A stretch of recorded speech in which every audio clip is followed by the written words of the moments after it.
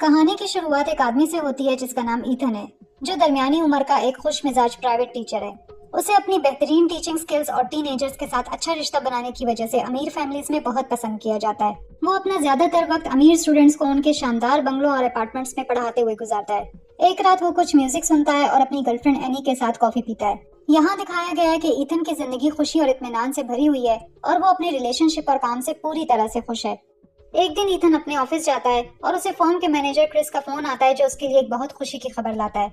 एक अमीर क्लाइंट अपने बेटे जैक्सन को पढ़ाने के लिए उसे रोजाना $2500 देने को तैयार है।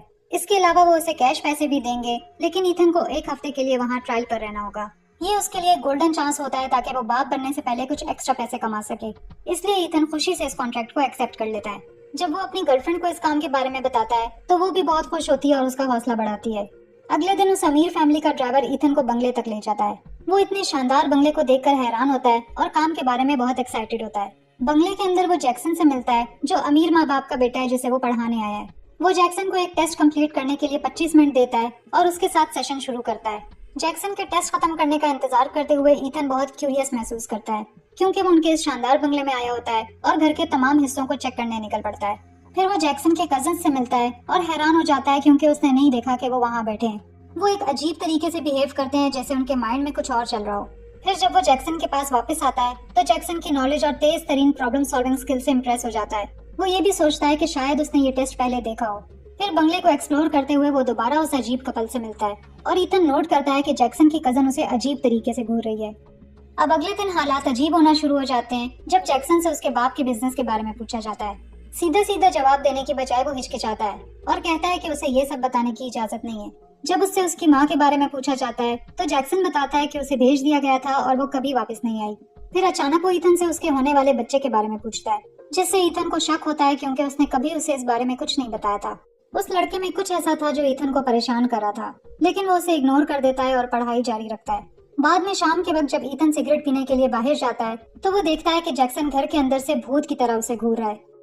अब अगले दिन जैक्सन ईथन से रिक्वेस्ट करता है कि वो अपने कैमरे से उसकी पिक्चर ले, जबकि ईथन उसे अवॉइड करने की कोशिश करता है, क्योंकि वो सिर्फ उसका टीचर है। उसी रात ईथन एनी को कॉल करता है और उसे कहता है कि उसे फिक्र करने की जरूरत नहीं है, क्योंकि वो अपना काम खत्म करके जल्द वापस आ जाएगा। एनी से फोन कॉल के बाद अचानक जैक्सन ईथन के कमरे में आता है।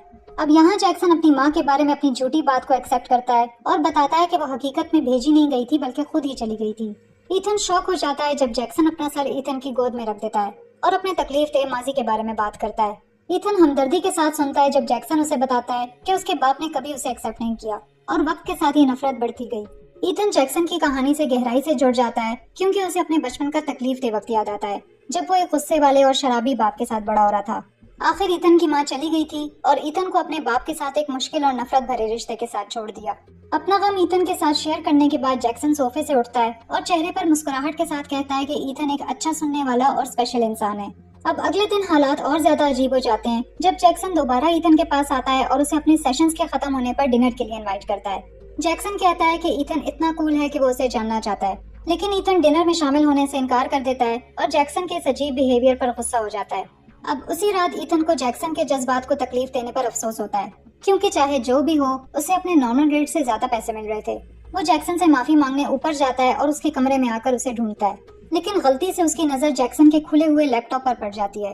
वो उस लैपटॉप पर अपनी और अपनी गर्लफ्रेंड की पिक्चर्स देखकर शॉक हो जाता है, जिनसे पता चलता है कि कोई उन पर नजर रख रहा था। बगैर कोई बात कहे वो कमरे से बाहर निकल आता है और अगले दिन जैक्सन से इस बारे में सवाल करता है। सिचुएशन को क्लियर करने की बजाय जैक्सन रोने लगता है और किसी पागल की तरह खुद को मारने लगता है। जैक्सन गुस्से में कमरे से बाहर निकलता है और ईथन उसका पीछा करता है और फिर वो जैक्सन के बाप और उसकी दोस्त टेडी से मिलता है।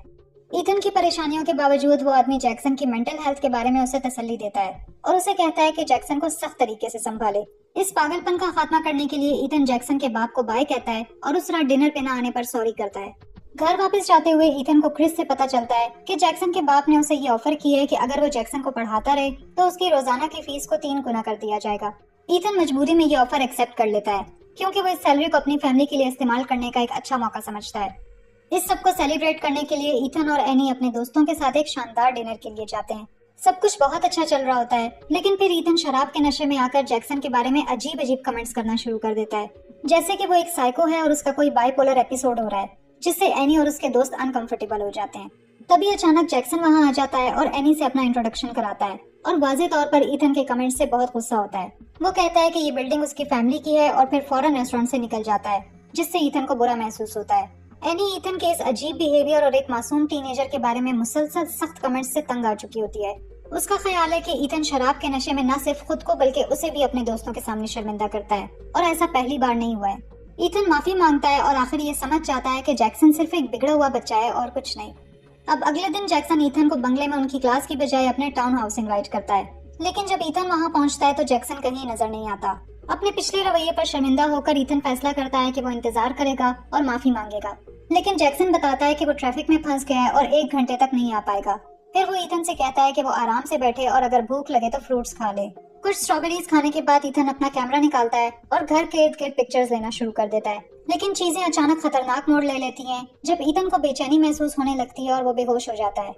अब अगले सीन में हम उसे एक झील में उठते हुए देखते हैं, जहां वो अपनी जान बचाने की कोशिश कर रहा होता है। खुशकिस्मती से वो बच जाता है, लेकिन जब वो घर वापस आता है तो कोई भी ये नहीं मानता कि जैक्सन ने उसे नशा देकर झील में फेंक दिया था। उसकी गर्लफ्रेंड एनी भी सोचती है कि वो झूठ बोल रहा है, क्योंकि ईथन इससे पहले उसके साथ धोखा कर चुका है। मजीद बुरा ये होता है कि ईथन की गैर मौजूदगी में एक औरत की कॉल आती है और अब एनी को लगता है कि ईथन का किसी और के साथ अफेयर है। आखिर ईथन यहाँ अपना कंट्रोल खो देता है और एनी पर चीखता है कि वो उस पर इल्जाम लगा रही है। अगले दिन वो उस ड्रग का नाम ढूंढ लेता है जो जैक्सन ने उसे दी होगी, जिससे सब कुछ साफ हो जाता है जो उसके साथ हो रहा है। एनी उसका यकीन करने का दिखावा करती है, क्योंकि वो ये नहीं मान सकती कि एक टीनेजर ने उसे नशा देकर झील में डुबो दिया। जब ईथन अपने जवाब ढूंढने के लिए बारीकी से जैक्सन की पिक्चर्स पर गौर कर रहा होता है तो वो कुछ ऐसा देखता है जिसकी उसे बिल्कुल उम्मीद नहीं थी। वो अपने आप को बेड पर बेहोश पड़ा देखता है और टेडी को अपने साथ बेड में लेटे हुए देखता है, जिससे ये गलतफहमी पैदा होती है कि वो किसी अफेयर में इन्वॉल्व था। ईथन समझ जाता है कि जो कुछ भी जैक्सन प्लान कर रहा है वो सब बहुत दूर जा चुका है। जैक्सन के इन खतरनाक और नुकसानदेह प्लान्स के बावजूद ईथन अभी भी पुलिस को इत्ला देने में हिचकिचाता है, क्योंकि जैक्सन बहुत अमीर है और उसके कनेक्शंस ऊपर तक हैं। अब उसका शक मजीद बढ़ जाता है जब वो देखता है कि जैक्सन कई दिनों से किसी भी तरह का जवाब नहीं दे रहा। जब वो जाकर चेक करता है तो पता चलता है कि जैक्सन उस स्कूल भी नहीं जाता जिसका उसने दावा किया था। अब चीजें मजीद बिगड़ जाती हैं जब क्रिस ईथन को कॉल करता है और उसे बताता है कि उसके सेशन को कैंसिल कर दिया गया है, क्योंकि जैक्सन ने ईथन पर मारपीट का इल्जाम लगाया है और ये कि जैक्सन की टांग पर एक चोट का निशान भी मिला है। अपनी सच्चाई बताने की कोशिशों के बावजूद क्रिस जैक्सन के झूठे इल्जामात पर यकीन कर लेता है और ईथन को न सिर्फ अपने स्टूडेंट के साथ मारपीट की वजह से बल्कि टेडी के साथ अफेयर होने के इल्जाम में भी निकाल देता है। और भी अजीब बात यह है कि जैक्सन का बाप दावा करता है कि उसने कभी ईथन से मुलाकात नहीं की। सूरत हाल ईथन के लिए दिन ब दिन बदतर होती जा रही है और वो बेरोजगार और परेशान होता है और हिम्मत हारने लगता है। अगले दिन जब ईथन नौकरी की तलाश में निकलता है तो वो जैक्सन से मिलता है और उन दोनों के दरमियान सख्त बहस शुरू हो जाती है। जैक्सन ईथन को रेस्टोरेंट की रात में किए गए उसके नफरत भरे कमेंट्स की याद दिलाता है। ईथन जैक्सन को धमकी देता है कि अगर वो उसकी फैमिली के करीब आने की जुर्रत करेगा तो वो उसकी जिंदगी तबाह कर देगा, लेकिन जैक्सन ईथन पर इल्जाम लगाता रहता है कि जो कुछ भी इसने उसके साथ किया उसका जिम्मेदार वो खुद है। बाद में ईथन की सूरत हाल मजीद बिगड़ जाती है जब जैक्सन उसे पुलिस स्टेशन ले जाता है और उस पर हमले का इल्जाम लगाता है और साथ ही सीसीटीवी वीडियो सबूत के तौर पर दिखाता है। वीडियो में उस आदमी का चेहरा साफ दिखाई नहीं देता और ईथन ये कहता है कि जैक्सन ने ये सब जानबूझकर किया है। दूसरी तरफ जैक्सन एनी से हमदर्दी हासिल करने के लिए उसके सामने ईथन को एक खतरनाक आदमी के तौर पर बताता है। अफसोस की बात यह है कि एनी जैक्सन की कहानी पर यकीन कर लेती है और ईथन को समझ नहीं आता कि जैक्सन उसकी जिंदगी को क्यों तबाह करने की कोशिश कर रहा है। एनी इस सारी सिचुएशन पर सोचती है और आखिर ईथन से एक औरत के बारे में पूछती है जिसका नाम रेचल प्लैट था। यहाँ पता चलता है कि रेचल प्लैट जैक्सन की माँ थी, जो अफसोसनाक तौर पर 10 साल पहले झील में डूबकर मर गई थी। ईथन बताता है कि वो माजी में रेचल के साथ डेट कर चुका था जब रेचल की शादी ठीक नहीं चल रही थी, लेकिन वो रेचल की मौत को खुदकुशी समझता था क्योंकि उनका रिलेशनशिप इससे पहले खत्म हो गया था। वो ये भी बताता है कि रेचल मेंटल हेल्थ के मसाइल से लड़ रही थी और अब उसे शक है कि जैक्सन भी अपनी माँ की वजह से मेंटली अनस्टेबल है, लेकिन जैक्सन को यकीन है कि उसकी माँ को कत्ल किया गया था और वो इसका इल्जाम ईथन पर लगाता है। एनी इस तकलीफदेह खबर को बर्दाश्त नहीं कर पाती और ईथन से कहती है कि वो कुछ दिनों के लिए इससे दूर हो जाए और उसे थोड़ा स्पेस दे। अगले कुछ दिनों तक ईथन जैक्सन की तलाश में दिन रात एक कर देता है और रातें अपनी गाड़ी में गुजारने लगता है, लेकिन वो लड़का तो जैसे गायब हो गया हो क्योंकि उसका कोई पता ही नहीं चलता। ईथन जैक्सन के बंगले में जाने की भी कोशिश करता है, लेकिन उसे हैरानी होती है क्योंकि वो जगह टेडी की फैमिली की है और वो दावा करते हैं कि वो जैक्सन को नहीं जानते।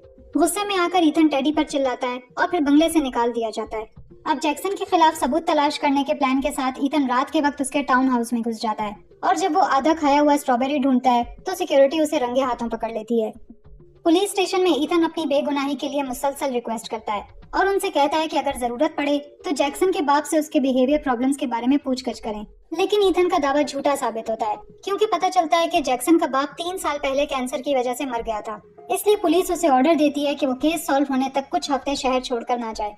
जब ईथन पुलिस स्टेशन से बाहर निकलता है तो उसे जैक्सन का फोन आता है जो उससे मिलने की जिद करता है ताकि सब कुछ एक बार और हमेशा के लिए हल किया जा सके।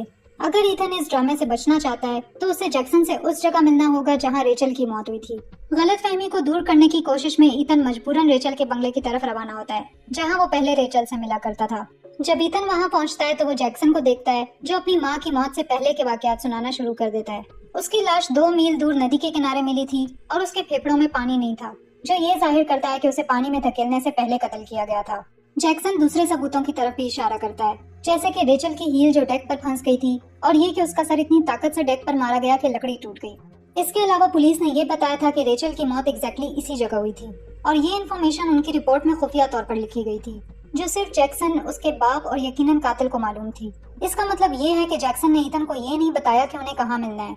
और ये बहुत अजीब बात है कि ईथन को पता था कि रेचल एग्जैक्टली कहाँ मरी थी, लेकिन ईथन कहता है कि कोई भी इस जगह का पता लगा सकता है क्योंकि पानी सीधा उस जगह तक पहुँचता है जहाँ उसकी लाश मिली थी। जब वो ये बात कर रहा होता है तो जैक्सन का कजन अचानक उस पर पीछे से हमला कर देता है। दूसरी तरफ एनी की बेचैनी हर गुजरते लम्हे के साथ बढ़ती जाती है। वो अपने फोन पर ट्रैकर ऐप को देखती रहती है और उम्मीद करती है कि ईथन ठीक होगा।